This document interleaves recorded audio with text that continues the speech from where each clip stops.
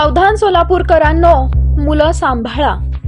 सोलापूर प्रशासन व्यवस्थेला हादरवून सोडणारी घटना सोलापुरात घडली आहे। शाळेच्या निमित्ताने निरीक्षण गृहाबाहेर गेलेल्या 5 मुलांना अज्ञातानं कशाचं तरी आमिष दाखवून त्यांचं अपहरण केलं असल्याची फिर्याद सदर बाजार पोलीस ठाण्यात मंगळवारी पहाटेपूर्वी दाखल करण्यात आली आहे। बाल निरीक्षण गृहातून मुलं पळूनही जातात। ही घटना पलायन की अपहरण या कात्रीत सापडलेली असली तरी बालगृहातील 5 मुले एकाच वेळी बेपत्ता झाल्याने निरीक्षण गृहाच्या सुरक्षा व्यवस्थेवर प्रश्नचिन्ह निर्माण करण्यात येत आहे।